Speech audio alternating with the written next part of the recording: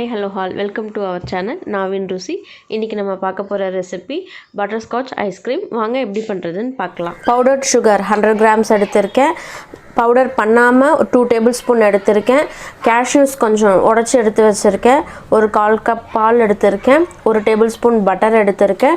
இது வந்து yellow food color. நான் இத தான் யூஸ் பண்றேன். tiger yellow food color இத தான் யூஸ் பண்றேன். அதுக்கு அப்புறம் butterscotch essence வந்து ஒரு 1/2 டேபிள்ஸ்பூன் எடுத்துர்க்கேன்.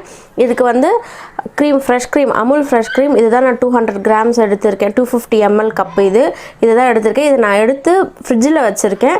வாங்க இப்போ வீடியோக்குள்ள போகலாம். இப்போ ஃபர்ஸ்ட் நம்ம 2 டேபிள்ஸ்பூன் சக்கரை எடுத்து வச்சிருக்கோம் இல்லையா, அதை போட்டு இப்போ ஃபர்ஸ்ட் கேரமலைஸ் பண்ணனும். மீடியம் ஃப்ளேம்ல வச்சு கேரமலைஸ் பண்ணுங்க. ரொம்ப ஹை ஃப்ளேம்ல வச்சீங்கன்னா சீக்கிரம் கெட்டியாயிடும், கேரமலைஸ் ஆகாது. இப்படி வச்சு கலரி விட்டுட்டே இருங்க, கேரமலைஸ் ஆகட்டும். இங்க பாருங்க கேரமலைஸ் ஆக ஆரம்பிச்சிருச்சு. இந்த டைம்ல மீடியம் ஃப்ளேம்ல வச்சு கலரி விட்டுட்டே இருங்க. கலரிட்டே இருந்தீங்கன்னா இது லிக்விட் ஆகி பிரவுன் கலர்ல வரும். இங்க பாருங்க இப்போ கேரமலைஸ் ஆக ஆரம்பிச்சிருச்சு. இந்த டைம்ல எடுத்து வச்சிருக்க பட்டரை இதுல சேர்த்து மிக்ஸ் பண்ணிட்டே இருப்போம். இந்த பட்டர் நல்லா உருகினதுக்கு அப்புறம் எடுத்து வச்சிருக்க cashews-ஐ இதுல ஆட் பண்ண போறோம். இப்போ நான் சிம்லயே தான் வச்சு பண்ணிட்டு இருக்கேன். இந்த டைம்ல வந்து எடுத்து வச்சிருக்க cashews-ஐ இதுல ஆட் பண்ணிக்கலாம். ஆட் பண்ணி நல்லா ஒரு 2 minutes நல்லா வதக்கி விடுவோம். இப்போ பாருங்க இந்த பிளேட்ல நான் கொஞ்சம் லைட்டா பட்டர் தடவி வச்சிருக்கேன், சீசனிங் பண்ணி வச்சிருக்கேன். இதுல வந்து இப்போ இந்த மிக்ஸை இதுல ட்ரான்ஸ்ஃபர் பண்ண போறோம். இப்போ பாத்தீங்கன்னா அந்த பிளேட்ல நான் இதமா சூட்லயே இதமா ஊத்திடுங்க, இல்லாட்டி சீக்கிரம் கெட்டியாயிடும். இது ஒரு 15 minutes விட்டீங்கன்னா நல்லா ட்ரை ஆயிடும். இது ட்ரை ஆனதுக்கு அப்புறம் பார்க்கலாம். இப்போ பாருங்க இது நல்லா கேரமலைஸ் ஆகி நல்லா திக்கா ஆயிடுச்சு. இந்த டைம்ல இந்த பிளேட்டை இப்படி பண்ணீங்கனாக்கா அது உங்களுக்கு தனித்தனியா வர ஆரம்பிச்சிடும். பாருங்க இப்படி ஒரு பிரஸ் பண்ணிட்டீங்கன்னா இது மேலே எடுத்துட்டு வந்துடும். நல்லா உடைச்சிட்டு மிக்சியில போட்டு ஒரு திருப்பி எடுத்துக்கலாம் கொரகொரன்னு. இப்போ நான் இதை மிக்சியில போட்டு அரைச்சி எடுத்துக்கிட்டேன். உங்களுக்கு வேணும் இன்னும் கொரகொரன்னு கூட எடுத்துக்கோங்க. வாங்க இது எப்படி பண்ணுறதுன்னு பார்க்கலாம். இப்போ நான் ஐஸ் கியூப் வச்சுருக்கேன். இந்த ஐஸ் கியூபை ஒரு பாத்திரத்தில் போட்டுக்கோங்க. அதுக்கு முன்னாடி நான் வந்து மிஷின் பிளெண்டர் எடுத்திருக்கேன். அதனோட பிளேடையும் நான் வந்து ஒரு 1/2 hour முன்னாடி ஃப்ரீசரில் வச்சு எடுத்துட்டேன். நான் எந்த பாத்திரத்தில் போட்டு மிக்ஸ் பண்ண போகிறேனோ அதையும் வந்து நான் ஃப்ரீசரில் ஒரு 1/2 hour வச்சுட்டேன். நான் இந்த ஐஸ் பீஸ் கூட நான் கொஞ்சம் தண்ணி விட்டுக்கிறேன்.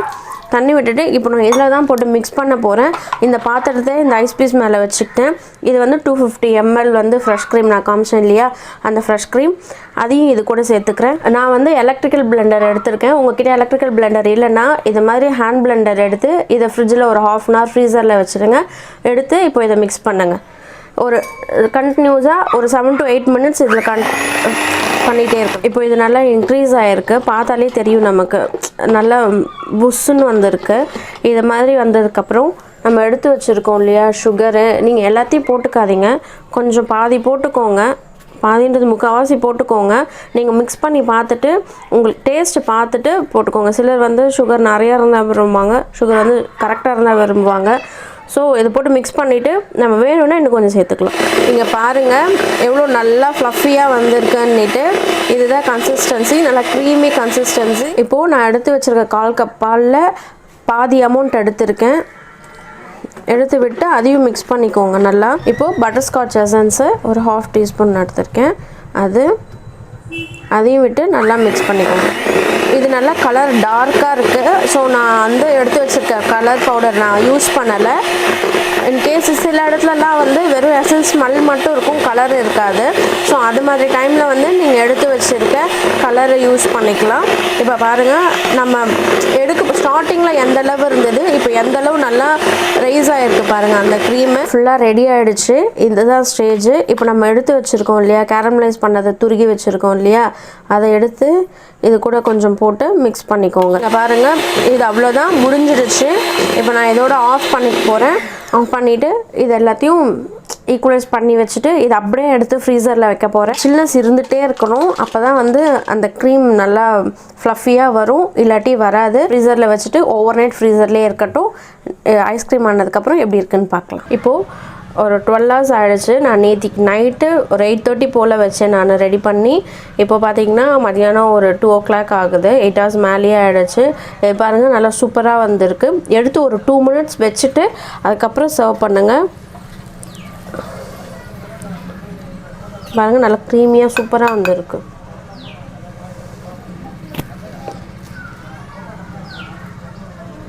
இங்கே பாருங்கள் பர்ஃபெக்டான டெக்ஸ்சரில் வந்திருக்கு. இந்த ரெசிபி செய்து பார்த்துட்டு உங்களுக்கு பிடிச்சிருந்துச்சுன்னா என்னோடய கமெண்ட் செக்ஷனில் மறக்காமல் கமெண்ட் பண்ணுங்கள். தேங்க்யூ ஃபார் வாட்சிங். இந்த டிஷ் செஞ்சு பார்த்துட்டு உங்களுக்கு பிடிச்சிருந்துச்சுன்னா மறக்காமல் லைக் பண்ணுங்கள், ஷேர் பண்ணுங்கள், என்னோடய சேனலை சப்ஸ்கிரைப் பண்ணுங்கள்.